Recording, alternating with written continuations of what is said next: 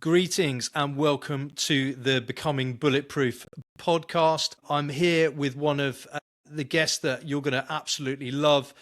He's just come back from the World Championships in Stockholm. So my guest is CarlLe Men. We are speaking to you live from Jersey in the Channel Islands. I've been at the beach enjoying the sun. I don't know what you've been up to, Carl. I've done a first HYROX training session this morning and then jumped in the sea for a bit of recovery. Of course you have. So like you've had a couple of weeks off to down-regulate and just sort of process. So we'll start there, going to the Hyrox World Championships. It was an honor, truly something that, at my age, at 51, I didn't envision this happening. Hyrox has become a big thing, and then it's become part of my life as well. After a couple of years of competing at a few different places, to get the invite, bearing in mind I did get invited last year to Chicago, which I turned down because of injury, and I've had 4 weeks to prep for it, which just wasn't going to work. And then going for it again and getting the invite now was, it was special. The whole event was amazing. I mean, they really made you feel like an athlete. They made you feel welcome. The setup was unreal. It was set in the Strawberry Arena in Stockholm. It was mind-blowing. From the walkout of nations on the first day to holding my flag by myself, being from Jersey, the sole athlete from Jersey, was something very, very special. Sandwiched between Japan and Jordan. You really can't explain how it does feel. It's quite odd, but something you're desperate to take in. But at the same time, I know we are in this age now where we use our phones for recording everything. I wanted to record some, so I'm there holding my camera up and trying to, but not really looking at the camera, just waving it around really and trying to take it all in, because it was really amazing. So we did this lap of the course, and then we got to watch the elite 15s, the women and the men, and then the next day I was racing, and that was it. The whole few days, the setup, the athlete village that they had there, the fan, it was a great setup, really something like I loved it. It was amazing. And certainly, obviously, everyone from Jersey is so proud of you for achieving that. Not just once, obviously you had to turn it down from injury last year, but twice. So it's not a fluke. You are that athletic. And you put me to shame. I turned 50 in a couple of days actually, and your pro time, your HYROX pro time, is faster than my open time. So that's the level that you're at. And then yes, something to work on. Thank you. And then, but what was it like watching Dylan Scott win? Because he came into the wall balls and he was in 5th, I think. Yeah, I wasn't even focused on him. I don't think anyone was. He came from nowhere. The men's race in particular was full of drama, it was exciting. There was changing overs. I mean, we were all focused on Hunter and Tim, and the champion from a couple of years ago. He was setting a pace, but he faded quite quickly. But again, Dylan Scott just came out of nowhere. Yeah, I think he overtook 5 people on the wall balls to win it. We will tuck into the wall balls later. The wall balls are certainly my nemesis, and I can see your wall ball technique. And for a tall guy as well, you got incredible technique. Very impressive. Oh, thank you. One massive appreciation for you going to the World Championships as, dare I say, a kind of masters athlete. Yeah. When you get over a certain age, and I'm sure you'll join us, probably about 40, 45, you'll notice changes in your body. You can still compete at high level, just, it takes longer to recover, and you are more concerned about getting injured than you are about performing well. Would that be a fair thing to say? The interesting thing here is that I don't really come from a running background. And I like to go out running. I've considered a 5K as a sort of an active recovery day, I think, if I just went at a nice cruisy pace. The injuries for me have really started only in the last couple of years since taking up running or trying to get faster in the running. I first started so I was just under 50. And then when you are trying to increase that amount of running volume in your, you're just around your half century age, these injuries definitely gather up. So it's these legs in particular. Hyrox is really heavy on the legs.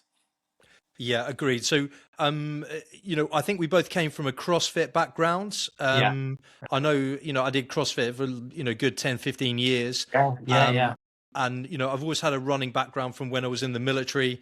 But, running injures people that just do running. Yeah. Nothing wrong with running. It's just, it's a high injury event when you start competing, when you start introducing speed Yeah. and competition, and then Hyrox just sort of 10x that experience with those 8 events where you're now running and you're compromised, you're fatigued, Yeah. under speed load and fatigue, and it makes it a completely different event, because running when you're fatigued is not the same as running fresh. So Yeah. let's just unpack a little bit about the running side of things as well, because 60% of Hyrox is running. If you're not practicing your running, doing your running, and making that almost the mainstay of your Hyrox training, is that a fair thing to say, or do you just try and tick over with the running and focus on the other functional events? For me personally, as in like when I go to these competitions, I want to compete. I want to be at the top of my age group. So for me, I have to be able to run fast. I have to improve my running. That's it. Hyrox claims to be a sport for everyone, and it really is. You don't have to be competing for the top spot to go and do a Hyrox. It's an achievement. It's an achievement in itself, whether you're doing solos or doubles. It's for a lot of people, and it's like half marathons and a marathon. Same would be for me as well. If I run a half marathon or a marathon, it's just an achievement. I want to do it so to say that I've done it, and that goes for the same for the Hyrox. So my point is that you don't necessarily neglect the running, but you don't have to push it so hard. You go at your speed. Yeah. You do it as you're going under your circumstances, your ability. So if you can run, let's say you have to run at 6-minute kilometers, so be it. Know your limits. Do that. That's what you're doing. But for me, I want to push. I want to keep going. I want to get quicker. So the places that I have to improve on are the running. I have to keep running more and more. Yeah, what's interesting to me is that because Hyrox is not like CrossFit. CrossFit, the bar for entry is so high. Yeah. You've got to be very talented, an amazing all rounder. So there's an athletic bar that you have to pass before you can even compete in CrossFit. Whereas because the bar is much lower for Hyrox, you can get round. That's right. That more and more people, it's incredibly inclusive. Yeah. And I love that about Hyrox. But what we're seeing with that is we're seeing an increase in injuries because the bar is lower. So, for instance, we were helping out an athlete in the gym the other week, and they were struggling with lunges, let alone weighted lunges. So, if you haven't got the skill of walking lunges, if you then add weight to it and fatigue, that's where you're going to get injured. Yeah. That's where we're seeing, because Hyrox is just blowing up massively, loads and loads of people are doing it that wouldn't have done it before. Rather than sort of couch to 5K, people are doing couch to Hyrox. And there's a lot of skills and there's a lot of fitness that you've got to invest in that before you start doing these events, because you don't want to do a Hyrox and get injured and then not be able to do another Hyrox, because you and I both know that it's super addictive. So what advice would you give for the newbies that are coming in, people that have seen it and they'll be like, I really want to go and have a go at that, but I haven't run 8K in a long while. I'm concerned about some of the stations. What advice would you give to a newbie? I think you probably would start at the running. Make sure that you don't have to go flat out. Let's just make that clear. Do your pace. Your pace. I think if you can run 10 kilometer, I think that should be your and that only has to be I'm talking about a newbie that hasn't necessarily run for a while. If you can run 10 kilometer without stopping, it's a good base. It's Yeah. a really good base. We can start with smaller sessions. We can start with 10-minute sessions, a small 1-minute run, you know, a 1-minute station. And then you just gradually build. It depends on the newbie and what their goals are, I suppose. But you don't want to push, and of course the age as well. If you the older you are, you're not going to push too fast too soon. That has to be taken into account. Exactly. And a lot of the people that would be interested in this podcast are middle-aged. They are recreational, but they're refusing to give up and give in to, you know, they will grow old disgracefully, you know, Yeah. still doing these events and pushing their body as hard as they can. And that's what this is about. And HYROX is a great competition for that. Station by station. Let's go through that first run. So you're in the inflatable, you're there with another bunch of guys. My first question is, and I always get asked this, is when do I take my top off, Carl? So when do I go topless to begin, or do I take my top off halfway through, or do I keep it on for the, no. It's got to come off long before the start line. Agreed. It's dead weight. It's you. As soon as you start to sweat, it's dead weight on you, and you're literally carrying around a weighted vest. I mean, obviously some people are a bit more reserved and don't want to. There's nothing wrong with not taking off. For me personally, I've got to get that off. I sweat a lot. You know, I'm putting it all out there. And after that first run, I've already got a fair bit of sweat coming down my forehead and onto my rest of me. So that shirt comes off probably during my warm up when I'm starting to get warm. Okay. What I have found is that a lot of these arenas and convention centers where they're held, they're really well. The temperature is on key. It's been on key every time. I think you may have pointed out one that's been a bit too hot, but I haven't experienced that. I found that the temperature control in everywhere has been great. I've raced in Stockholm just before Christmas in the middle of winter, and it was fine. Top off. There was absolutely nothing that said it was going to be too cold. I've raced in Stockholm a couple of weeks ago in the height of the summer, and it was fine. Again, temperature control was amazing inside the arena. It's interesting, yeah, because so I've done 3 HYROX, so London Olympia, XL, and in Bangkok this year. The one in Bangkok, the air conditioning was amazing. Yeah. The Olympia, the building is quite high. Yeah. So that wasn't a problem. But at the XL, the buildings are not so high. So we were in the middle of the day and there was a real heavy feeling. I've never needed to drink so much during a race because I was just massively dehydrated. So for me, you know, thermal fitness is definitely something that you need to work on. So talking of thermal fitness, do you go into the sauna regularly? As you a sauna guy? I try probably restricted to weekends. Really, I'm a bit too busy during the week, but whenever I can, if I can spare 20 minutes, half an hour, hop in, and then I'm in. And well, since this winter, I'm also in the sea as well. Cold dips, get in the sea. I like the shock. I like the hot and the cold combination. Yeah, amen to that. A lot of kind of Wim Hof style.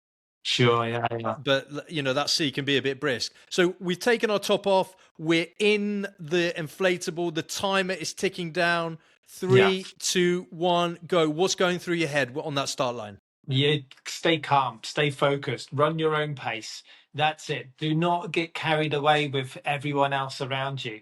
You're in a group of 30 people. You don't know their background, you don't know their age, you don't know what time they're going to run to. So there's a lot of uncertainties around you. But it's very easy to get carried away. When you're in that Red Bull start pen, they have all this motivational speeches going on in the head speakers around you. They're counting down, and then you let out, smoke goes up, and you're out onto the course, and there's already other guys running around that course, and of course heart rate's up, you're pumped, you want to go. You've got to stay calm. You have got 8 runs and 8 stations. There's no point going flat out on that first run. Just stay to a nice calm, probably below what your average would be for the 1 kilometer. I like to take it really nice and calm. Just get your breathing going. Try to relax. Forget about everything else. Just keep it calm. Keep it regulated and get to that first station. Yeah, that's good advice. And that seems to be the, don't be a first round hero. And absolutely it's not. so easy to get carried away, almost sprinting to that first station. So the thing is, you don't realize how fast you're going, especially on the first run. You actually don't. I just did this workout today, and I looked at my stats, and I looked at the first and second runs, and they were so quick compared to everything else. Admittedly, I was trying to keep up with a good runner, but again, it's that adrenaline takes over, and you actually don't realize how fast you are running. So it's something to be very aware of. Yeah, so calm on the first run. Then we're straight to the ski erg. Okay, so give us what goes through your head as soon as you're on the ski erg. Just get it moving. Couple of quick pulls, get that moving. But then again, it's stay calm. There's actually the first run, the ski, and the second run. Everything, those three in particular, is just take it nice and cool.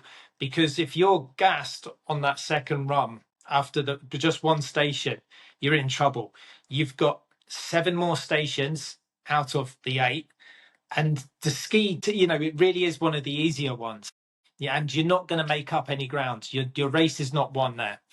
So get into that ski. Know what your pace is. So I sit under 2-minute splits, 2 minutes for the 500 splits. I sit under that, and I feel comfortable.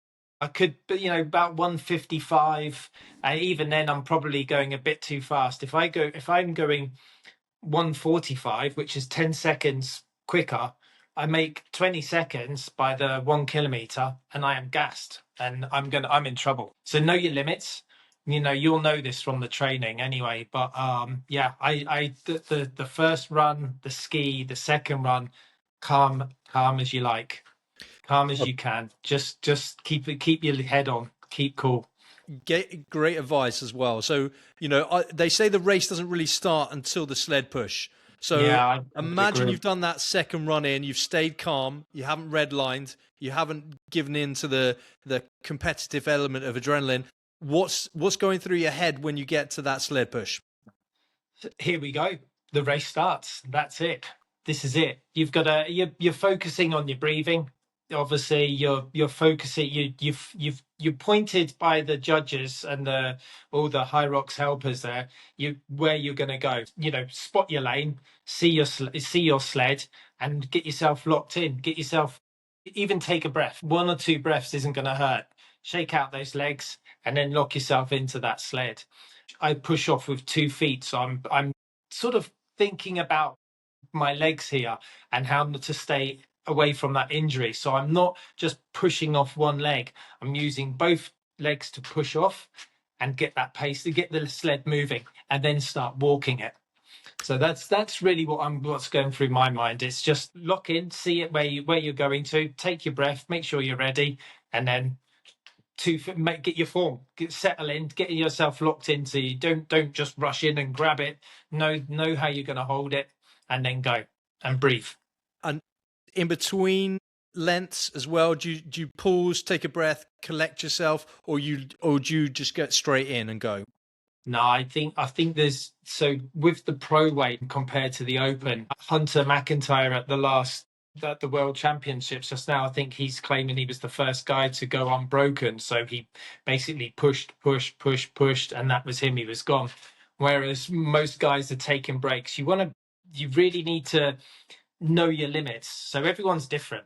We all build up the lactic acid in different times, in different ways. And you want to stop before that lactic acid builds up. You want to stop pushing before it builds up and becomes a problem. So I'm generally the first and the second. We've got 4 lengths to push. The first length, I'm usually breaking it into 2. And then after that, depending on how I feel, it's either 2 or 3 times. Just all you got to do is just take a break, shake it out, shake out those legs, shake out the arms, and then lock in again. Take your breath and go. But that's generally what I do. But everyone's different, you know. But you should have as you know a bit of a plan before you go. Yeah, mental rehearsal massively important Yeah, at each station. So you've already run through your head 100 times what you're going to do. So yeah, coming off the run of the sled push, you should still be feeling quite fresh. Run number 3. yeah. Not too bad. I'm usually okay. It's the time to start digging in. Really, you know, that third run you've done a sled, and you will be feeling it. You'll be feeling it down the backs of your legs. There's no doubt about it. You know, you know, obviously slower you go, you're gonna probably feel it a bit less. But you know, take your time, do your own thing. So let's talk about calf skins or compression socks. Yeah, I love compression socks and calf skins. They really help me to stay injury free. I think they really pay dividends in the sled push. Would yeah. you agree or disagree? Yeah, I think so. I mean, you've put me onto these yourself, and I'm not sure I'd ever race without them now. I actually ran this morning without them to see how it felt. I wasn't going to push my runs, and it felt different. So we're back in lots of different techniques that people use on the sled pull. It's going to be There are. different for pro because you can't just grizzly bear it like you can in the open. I know we've discussed Yeah, this. So what yeah. techniques are you using in the pro that are different from the open? So it's interesting. I think the first two times I did a race, it was in the open, and my times were quite fast. You know, I was up there with the top people on the pools. Now, when then I went on to the pros, it's a whole new ball game. So I can get away with just pulling and without using the step back. I could probably pull it and feel comfortable and then keep moving. But that extra weight on the pro weight is different. And also I think it's a bit different for a taller guy to a shorter guy. There's a lot I've been for me as a taller guy, I don't like to drop the rope. So I will pick it up, I will pull it. There's a lot of technique, and you know, it's something that you really need an instructor or some YouTube videos or something to look at and to work out how to do it. But for me, I don't drop the rope because I've got too far to bend down. So I keep it in my hands. I have a technique where I slide it along and I get down, and then I get down low and I pull it back. So I don't let go of the rope. That's key for me. And I just keep moving. I keep walking it back and keep going. Um, and I think it's just a waste of energy just bending down and picking it up. You know, I'm 6'3", 3.5, and it's a long way down for me. And there are a couple of other stations that also affect me because of my height, but it's beneficial in a couple of others, I think. Yeah, I'm talking about the open. The open is just like I can just grizzly bear it for the first 3 lengths, and Yeah. then I will use the step back technique for the Okay. fourth one when I'm gassed. I can feel those biceps burning. Yeah. Yeah. They will do. So yeah, interesting seeing your technique on that one in the gym. So then you've got your run coming off the sled pull. That's normally Yeah. a bit trickier because you're always going to be longer on the pull than you are the push. How are you Yeah. feeling on that one? Because I normally run with arms down and I'm trying to shake out. What are your thoughts on Oh, that? okay. No, actually, I'm not too bad on the sleds. I think I'm just trying to, as soon as I come out, shake it out. Now would be a good time to take a gel, I think. Yeah, this again, it's personal preference. There's a lot of different kinds of gels around as well. So I'm still playing around with different ways of taking them. I took one and I think I took it round about this time for Stockholm, and the problem is that when I opened it, a lot of it went over my hands and made my hands very sticky. Oh And no. yeah, it wasn't great. It was okay when I got to you know, I then out of that run again. I'm not too bad out of that after the sled. Got to the row, I was still okay. This is when you can take your rest. This is when you can potentially just, it's a bit like the ski, you just cruise along. I, again, with the same as the ski, you know what pace you have where you're keeping your heart rate down. That's also quite key. You want to get your heart rate back down at this point because you've just crossed halfway. We haven't even talked about the burpees yet. I'm sorry, we have missed one. I'd love to miss the burpees. Now, when I see you training in the gym, your burpee technique is so energy efficient and you're able to just keep going because you're very efficient at what you're doing. So, there's the classic double leg burpee and then Yeah, there's the step two burpee and you yeah. do this kind of knee down up. How Yes. would you describe your burpee technique? Because it's super energy efficient. It's almost like, so again, being the height I am, it's a long way down. So I will really use up a lot of energy here. My way is we put our hands down, we jump back, chest touches the ground. And then it's one knee half up, and then you step up to your hands, and then the other foot comes up, and you keep low as you can and take that jump. And again, just taking your time. You can't rush it. There's a long way. It's a long way to go. It's not just 10 burpees and off you go. You've got either two or four lengths, depending on the setup. But it's 80 meters. It's a long 80 way. meters of burpee. It's a long way to go. And then there's again, it's all technique against or strategy. Because do you take the longer jump, which uses more energy, but then you're doing less bending down? Or do you take the shorter jumps, which is less energy, but then you've got to go down. You've got to go down more. You've got to do more jumps. So there's a bit of strategy there. I'm somewhere in the middle, I think. I don't try not to go too short. Definitely don't go too long. And yeah, just keep it smooth. That's it.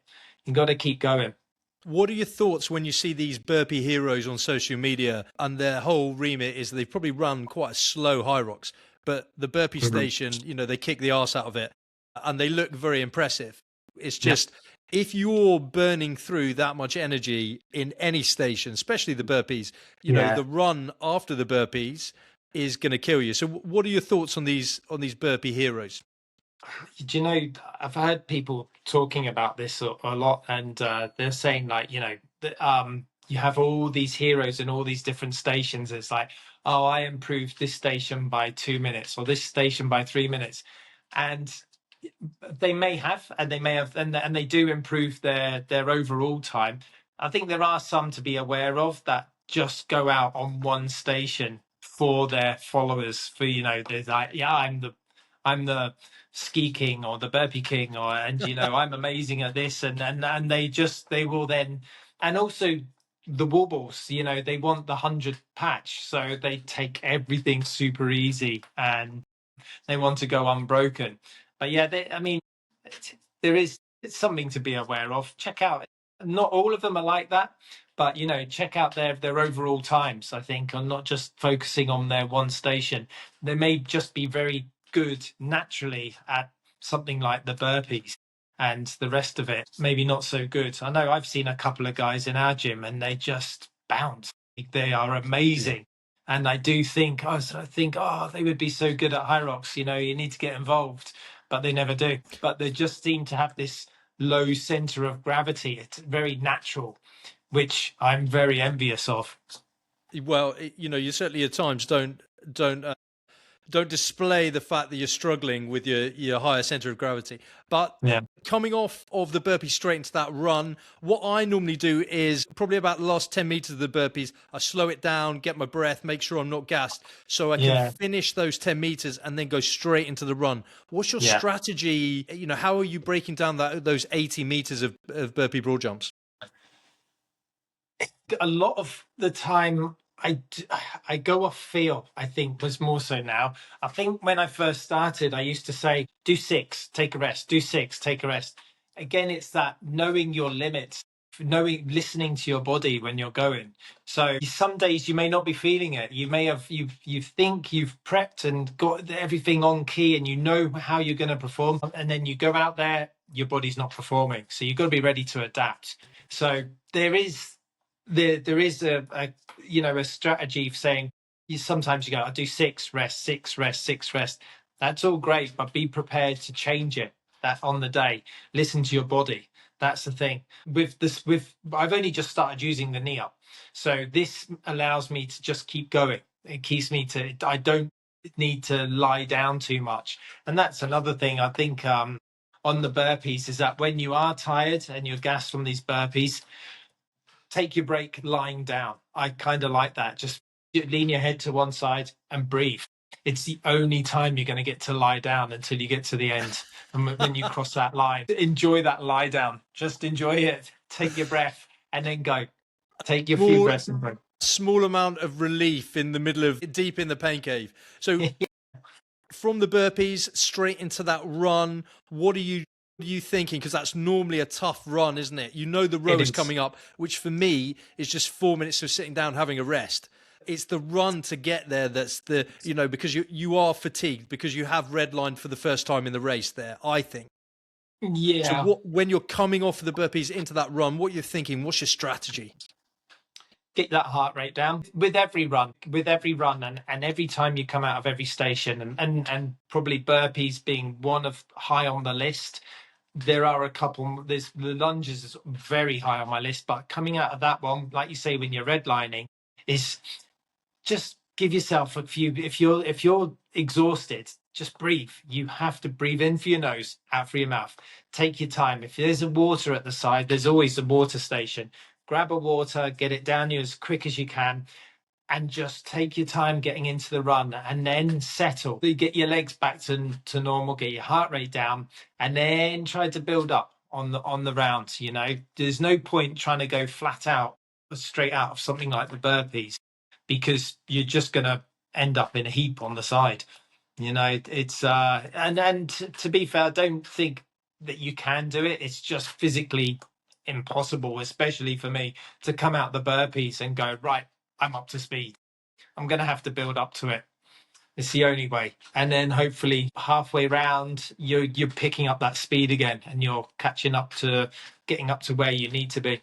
You tend to get that second wind when you've recovered from the burpees, and all of a sudden you'll be like, oh, that's halfway through the race. So you're there, you'll get to that rower station. What's your strategy with the rower? Will you getting into that rower, because you don't know where the foot straps are, you don't know whether someone's put the handle up properly, you know, you don't know where the seat position is, because there is a few things you've got to make sure that are right for you and personalized before you start. So what's your thoughts on that? So when I'm on that run leading into the row, I think the good thing is, as we said, you have got a high heart rate coming out the burpees. But for me, I know I'm going to get that 4-minute sit down, and I know that I can just get my breath back. So the run, generally, I can sort of almost block it out as it's as painful, because I know I'm going to sit down after that. So again, you're coming up to halfway through the race. It could be a good time to take a gel. And the reason being, not just because it's halfway, is actually you're going to sit down and you're going to digest it. And if you're going to have if you have any problems with the getting these gels in you, you do get to sit down, and you're not jumping around and lying down and so it just settles. It sits with me going into the row. So again, locking into that rower, you're coming in, you know that you're going to just keep it on key. You've got to know what your splits are. So your splits will come up on your screen. You're looking at, obviously, the first thing to do is lock your feet in and put your damper on the setting. Maybe even the damper first. You want to know what damper setting you're going to be on. Can I ask what damper? Do you go high or low or middle of the road? I stay very low, actually. I find it easy I'm on about a 4 to somewhere between 4 and 5. Again, depending, I can do either. I've rode a long time before I started doing this HYROX, so that was really beneficial. But I like to keep it low, and I get, again, well, so this is one of the stations where being tall benefits you. Unfortunately, you don't gain much from it. No, so you can, again, if you go too fast, you gain 20 seconds, it's gonna gas you. And I know the rower can really hurt. It's a great tool, and it's great for your cardio, but use it wrong in the race, it's gonna mess you up. So my damper would be on a 4, and I also like to keep my stroke rates to about 26, 28. Low stroke rates, but I'm still pulling under 2-minute splits. So I'm calming down. It's my chance to just let the gel go through, get my heart rate down, and just cruise along. I'm relaxed and comfortable on the rower. I always have a little look. I can't help myself. Yeah, you got looking left and right. So I'm going to Yeah. share with you. So when I was in the army, there was a legendary PTI called Danny Watson. He was a fantastic CrossFit athlete, and he taught me when I was at CrossFit 3D in Manchester this technique for the rower that I'd love to share with you. Big respect for Danny Watson and telling us. So Danny's a smaller guy. So what he said, get in the rower and pull hard, or just push hard with legs. Do 10 Yes. pushes with your legs, your arms don't move, and then followed by 10 mini pulls just to get that flywheel going. So it's 10 legs only, 10 sort of half pulls, and then go into your technique. And by then you're 100 meters in after doing that technique. Interesting. Then because you've gone hard and then slow, your body feels like it's resting. And that Danny Watson rower start technique is absolute gold dust for me. That's my strategy every time I get on the rower, and it makes a big difference. As soon as that flywheel starts going, it's an easy 900 after that tough 100. Interesting. I've never heard that or tried it. As soon as my feet are locked in, and that's another thing to practice, is just getting your feet in. In the heat of a race, it's very easy to get your hands and feet all mixed up in the straps. So get them in as quick as possible.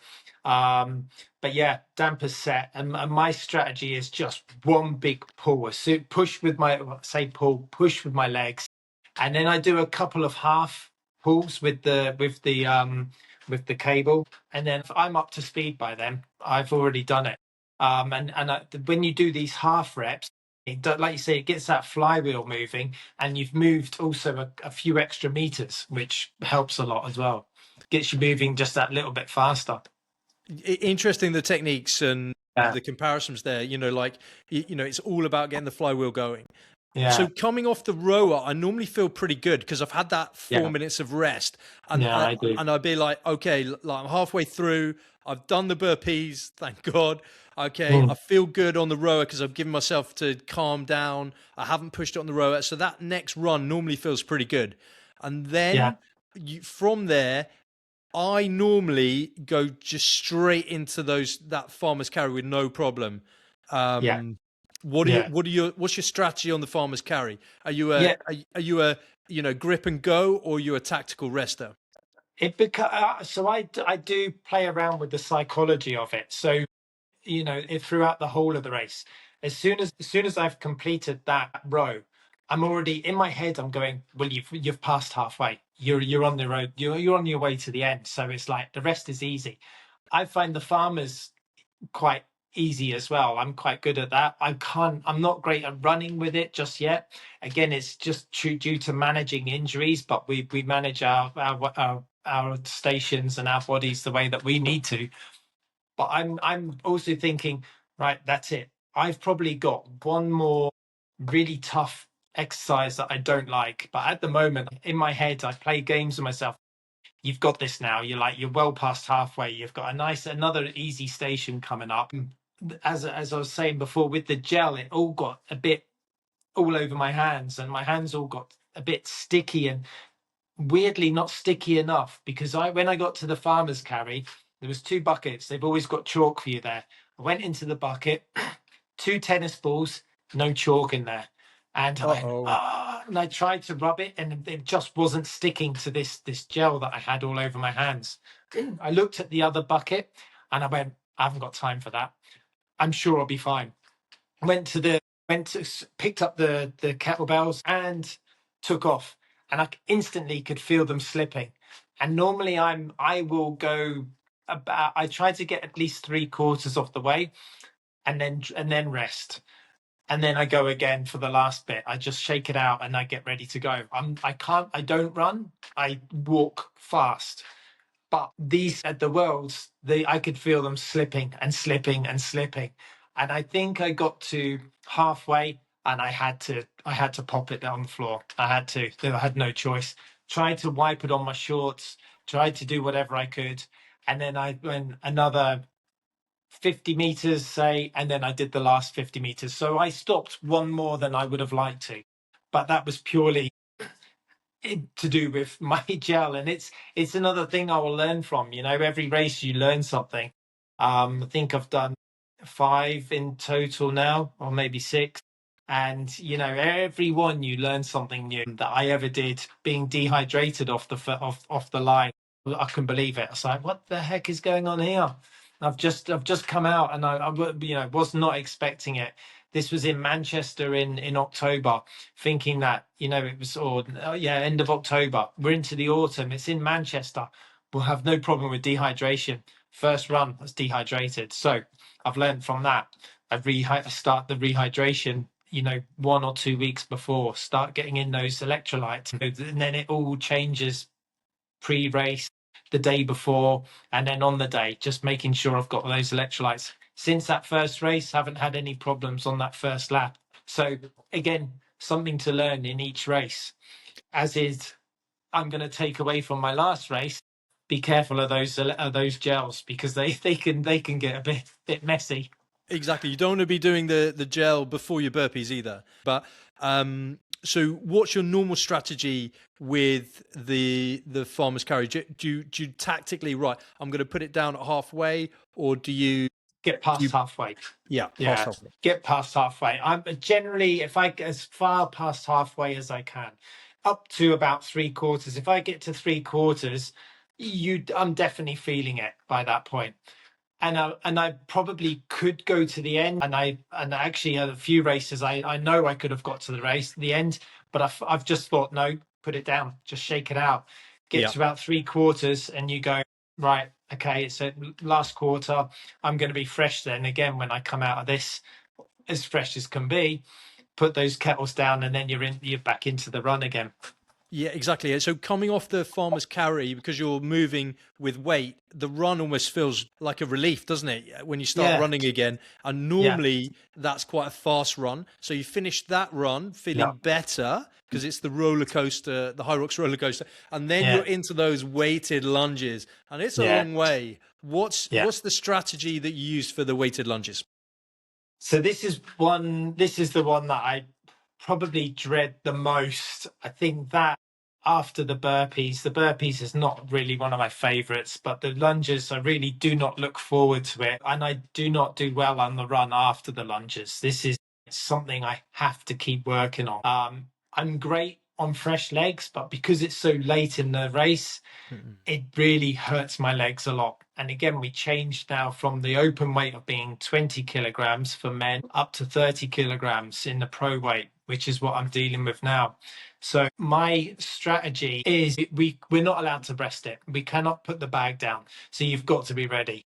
Again, take your breath as quickly as possible. Know your strategy on getting it up onto your shoulders. And then you've got to go.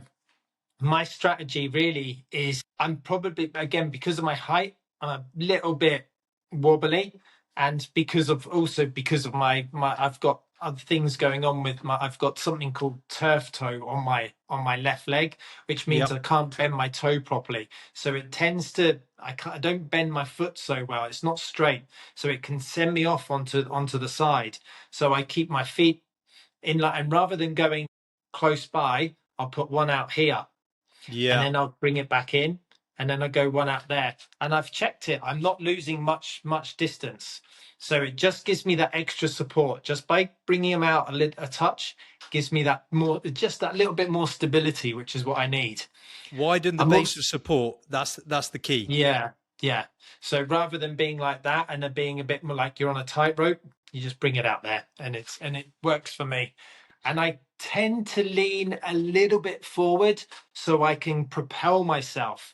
Rather than standing up straight, I tend to have a little bit of a lean forward. And that just helps me keep moving. And again, it's technique wise, you almost don't know when you're going to gas out here.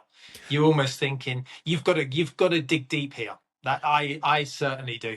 Well, we're deep in the pain cave on this one. So do you do the step through or step 2 technique when you're doing the lunges? I over exaggerate it. I try not to stand up too straight, again, because of my height. I don't want to be up too high. I'll tap my foot on the way through. And races are different.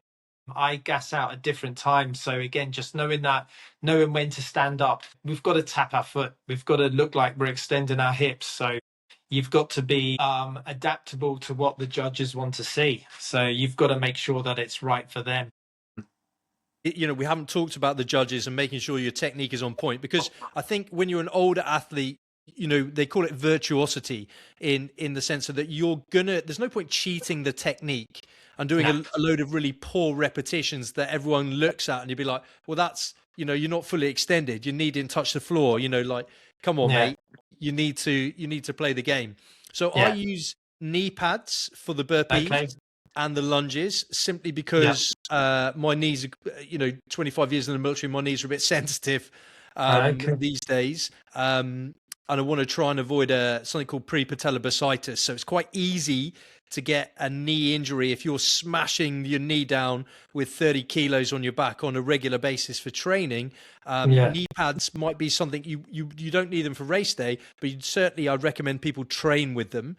And it gives you that psychological, I can hit the floor without the pain. Yeah. I don't know what your thoughts on knee pads are, whether you think that that's weak or maybe, you know, when you're a middle-aged athlete, maybe a bit clever. What are your thoughts? So first, do you wear them for race day? Yeah, I wear them to train in and I wear them for race day. I didn't have them in Bangkok this year, and I think day of the race, it doesn't really matter. What's it like running with them? I run with them around my ankles. Okay. So they just act like an extra calf skin, and I put them up for the burpees and for the lunges. Yeah. It just means that I'm not worried about hitting my knees into the floor. Yeah. For me, you know, I'm not good if I'm in more pain. So anything that I can negate or reduce, I will. Yeah, that's interesting. I think for people with the bad knees, and it's definitely a great tool to use. You know, that's it's definitely something you should think about, because you do. So yeah, I know. When you're trying to go fast, you tend to come crashing down. Boom, boom, boom, and you're probably whacking the heck out of your knees. Yeah, I haven't tried them out yet. I'm generally okay, although I know at my gym, in our gym, if you're doing that on the carpet where the sleds are, it's uncomfortable. It's not very nice. Yeah, it doesn't feel too nice, but I carry on. Well, yeah, you know, you're a true athlete. That's why you went to the Worlds, Carl. So you come off the lunges and you think, my goodness me, I didn't train hard enough. That's normally what I didn't train lunges enough. Yeah. And then that run in between the lunges and the wall balls is, you know, it's the last one, but it feels awful, doesn't it? What's your strategy on that last run? This is where you know if you've been sensible or if you've gone too fast at the beginning. Yeah. This really tests you. Generally, wherever I come out of those lunges, my legs are burning. They are absolutely on fire. Get that bag, and again, it's that psychological thought in your head. You've got one more run to go. One more run, and then you're on to the last station. This is it. You're on the last run. You will not have to run again after this 1 kilometer. It's just 1 kilometer. This is all going on in my head. Yeah. And my legs are going, yeah, but we can't move. And then my head's going, yeah, but it's just one run. Come on. And then by the time this is all going through my head, I'm starting to feel this coming back. But my in general, and absolutely every race, my runs, this is my slowest run of all the runs. I know it's the last run, but those lunges have a real effect on me because they burn. They just burn. And I've got to get better at them. You have to train to be able to run on fatigued legs. That's it. It's going to be so beneficial for you. As we said earlier, you know, you can do as little running as you can and do what you can, and you'll come up with whatever time you've got. But if you want to perform, you need to be able to learn to run with your exhausted legs, with those legs on fire. We're going to also talk about the race setup as well, because some races I've done, the wall ball stations are nowhere near where the other stations, so I think it's London Olympia, they were not with the rest of That's right. the thing. So Yeah. I actually did a really fast last lap simply out of fear that I would miss it and have to go round again. So my last lap or Olympia was super fast, just out of fear, because I was like, "Where I can't miss this. I can't miss this." Okay, Yeah. and then get in there and done the business. But Yeah. it is the worst lap without a doubt. So you're It coming off that is. nasty run straight into the wall balls. Yeah. What's going through your head? Is it, for me, it's get that big set in first. Just try and get a big set in and Yeah. then struggle through. But how do you do Yeah. it? What's your strategy? In some of these races, they tend to, not all of them, but they can be a different number of laps for that last one, for the wall balls. The Yeah. first lap and the first run and the last lap, they can sometimes be different number of laps for that particular run. So if it is different, if you really need to be focused, you need to keep your head screwed on, because this is your mind's gone to another place at this point, and Yeah. you're finding it hard to focus as well. Finding it hard to remember how many laps you've run. So watches for me is key. I'm not tracking my distance, but I know how long it's taking me to get around. So I will have some idea on the first, as of the first or second run, I will know exactly how long it's going to take me. So then I know for that last run, whether it be one more lap or whatever it is, I know the time that I should be going in at. So we're going into the wall balls, and I'm very much like you. I go in and I have an idea that I'm usually going to do 30 or 40 wall balls. This is pro weight now. Again, we're on the different size wall balls. I've been very close to going unbroken. So I only broke once on my open, but the rest of the race didn't go according to plan. But I got there and I managed to do 60. And I was thinking, oh, I could keep going here. But I crumbled. I just threw it down and I went, no, actually, I'm going to rest it. I did 60 and 40. But the usual plan is, if I can get 40, that's a good number to get for me. It depends on how fast I'm pushing, but you be prepared to do singles, be prepared to do those smaller numbers, because you may need to, when you get so I do my 30, I do my 40, and then I want to do 20 after that. But with a couple of races, I've gone there and I've done that big first set, and I've done 10 and I can't go any further. My legs just won't do it. So you have to change. My strategy changed. I'm doing 10, 10, 10, 10. I'm confident enough to keep going with all the 10s all the way through, and just putting it down, quick shake out, go. That's it. You've got to do as much as you can. You're on that last station. The finish line is just 100 wall balls away. That's all it is. Well, you say 100 wall balls away, but normally I do an extra 20 reps because I get no reps. Particularly, so if you've got one of the electronic scoreboard ones, if you don't get it bang on, it doesn't count. Whereas if you have a judge, your judge is probably a little bit more lenient. He's like, well, kind of good enough. And they give you the rep if it looks good. But on the electronic scoreboard, I found that sometimes, unless I'm hitting it absolutely bang on, it wasn't counting my reps. Have you had that experience? I think my last 3 races have all been electronic boards, and I don't get no reps.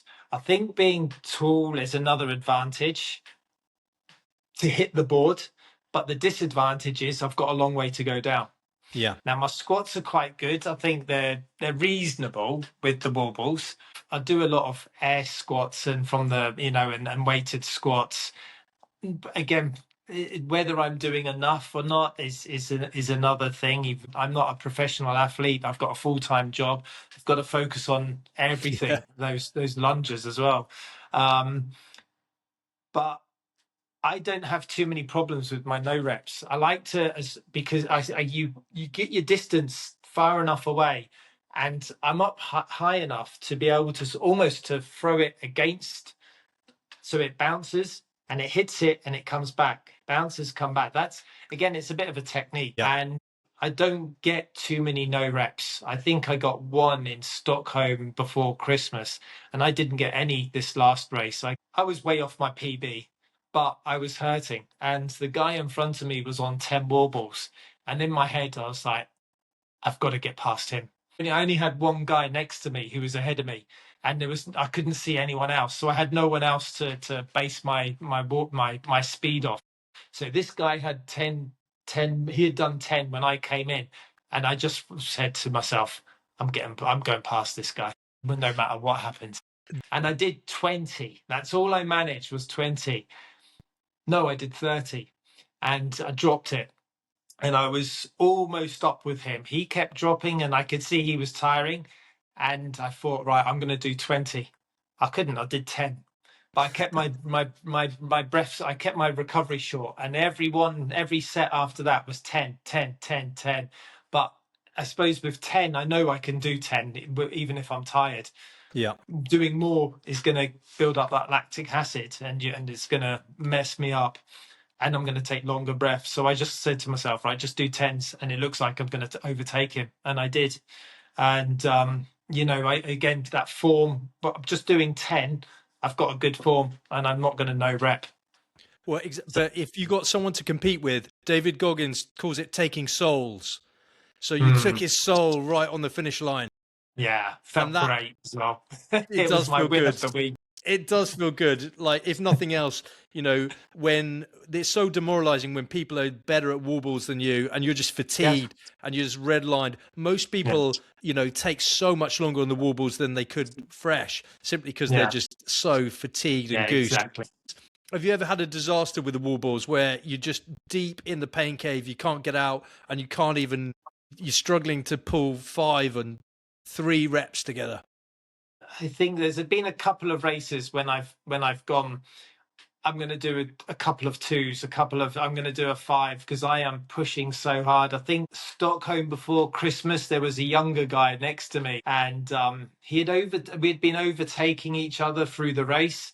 He overtook me on the lunges, so I knew he had good legs. And I just kept thinking, I want to overtake this guy. And I was pushing and pushing and pushing. I think I started off with 40 on that one.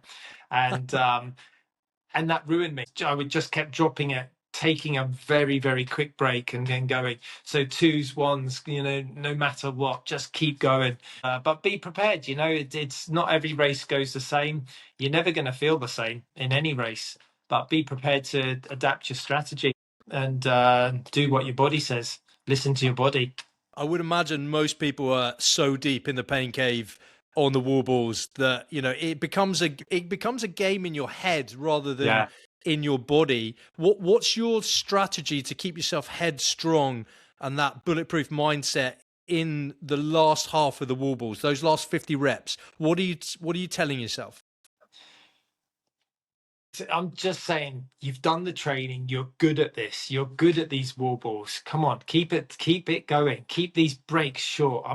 I'm watching clear water just fall from my head. It's like a waterfall. I'm watching it and I'm trying to catch my breath. Think of your breathing. You've done all the work. You're on that last little bit. And again, this is all going through my head, just going, catch your breath, catch your breath, catch your breath. Don't panic, and then if you have to do 5, you have to break them down to small amounts, then do more. Do that, Again, it's everyone's got a different goal for their race, whether they're trying to podium or just trying to finish. If you're trying to finish, you do what you've got to do. Take your time, take your breaks, break it down, just get it done. There's no, don't kill yourself. There's no point because you won't be back for the next one, and you will want the next one. There is always another race, forever faster, and all that good stuff. So you've taken us very kindly through your race strategies, what's going on with your mindset and all that sort of stuff. So now in retrospect, with all these experiences under your belt, injury prevention stuff, how much are you focusing on that? Yeah, a lot more lately. As we said earlier, with this increase of running, I'm getting injuries that I've not had before. So going from a right hip injury. I've got something's definitely not right on my left glute. I can feel it. So I have to keep everything lubricated, ticking over. So what you have set me up with is this foam rolling, and I love it. It's part of my routine now. So we've gone to every workout. If I'm doing a HYROX based workout, I have to do some rolling. I have to do a little bit of stretching and mobility, but the I would say my foam rolling is key. I'm only about 8 minutes on it, but those 8 minutes are super important. They're so important for keeping hopefully injury free. So it's essential, but not as important as the foam rolling and the mobility and then the stretching.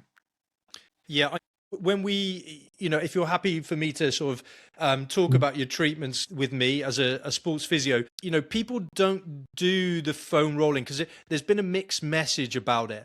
I was lucky enough to get trained in foam rolling back in the day with Paul Check. Okay. So big salute to Paul and the Czech Institute for giving me that knowledge, all the way back in 2000, where you need to get on the roller on a regular basis. You do it before you do any activity, so it upregulates the muscle, excites the muscle.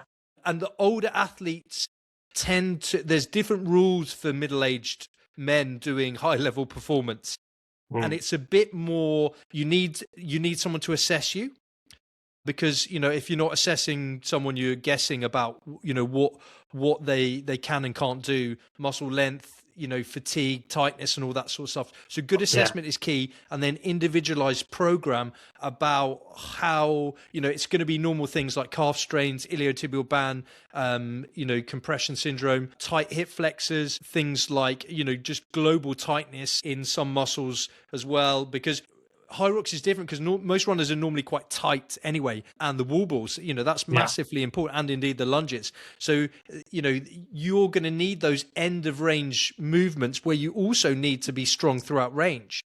Yeah. So it's a combination of, do you remember I gave you the reverse Nordics as well? Yeah. So those. That eccentric loading on the quadriceps, massively important. Yeah. So that you are doing your eccentrics and also your plyometrics as well. Yeah. So we move on to plyometrics. How much plyo are you doing in your weekly routine now? Yep, that's increased as well. I mean, it's part of my warm up for.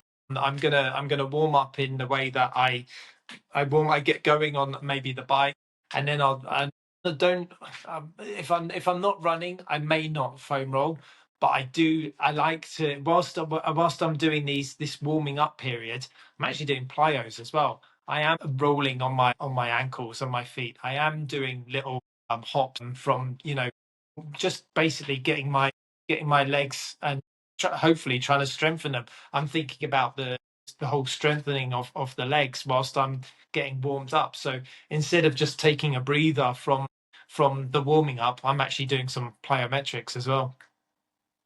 That's great.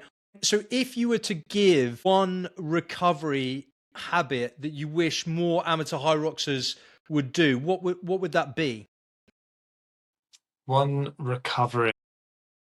Yeah. Is it looking at hydration? Is it training with gels? Is it foam rolling? Is it, better sleep, good sleep hygiene? What's your one top tip, or maybe your top three? Make it easier for you. I don't know if again, I have my routines and I do things my way. I've got, the foam rolling. Maybe I tend to keep that before my running. Don't always do it after, but it's always in the house. It's always here, and I will sit in front of the TV if I want to. My sleep is key for me. I need that sleep, otherwise I can't train. I'm always looking to get at least 8 hours, but I'm usually around the 8 hours. And with being a parent of 2 children, grown children, and having a full-time job, that's, and you want to train, but you've got to get that sleep. That's one of my things that I really do feel key. Keeping the food to something that you want, nutrition maybe, something that you find easy to handle, keeping it as clean as possible. well, I work as a full-time job. I take care of, I'm the one raising my two kids by myself. And I make sure that fresh food is cooked every day on top of my training. Yeah, I think that also helps me as well, keeps me focused as well. And then you add in some nice things as well, like if you can do your cold water plunges, whether it's a cold water shower or if you're lucky enough to have the sea next to you, or a lake. You know, I love the cold water. I love getting in it, but I also love the hot as well. I love the heat as well. So, you know, I treat myself to saunas when I can as well. They're great, and they're great for recovery. Gels, you know, I tend to only use them for race day. You know, I would say practice with them first. Don't, you know, everyone says, you know, don't take them for the first time ever on race day, because you don't know how your stomach's going to react to it. But make sure you take a photo of it, take a photo of the one that you use, because next time you go into the shop and you see them all lined up there, you're like, which one did I have again? You know, because there's lots of different ones now. It's ones with caffeine, ones without caffeine, one with extra electrolyte, you know, different grams of carbs in, and all sorts of things. So, you know, you make sure you practice with the one that you're going to use for race day. That's great advice. And then if someone is thinking about doing a HYROX and they've got a moderate level of fitness, what words of wisdom would you give to them if they're still on the fence about, you know, like HYROX gets a little bit of bad press about, you know, the fact that the male athletes are all topless. You know, it's basically as popular as CrossFit, much to the disdain of CrossFit. You know, but if someone wants to do a HYROX but they're still on the fence about it, what would you say to them? You know, I think that for me personally, I would say it's now part of the bucket list of fitness goals to have in, you know, to have accomplished in your life. So if you're thinking about do it, then you got to do it. So my things that I would say are a must are a 5K. You got to do a 5K. You got to do a park run. You got to do a 10K somewhere. You got to do a half marathon and a marathon. HYROX is now part of it as well. It's relatively low cost depending on where you are to do one.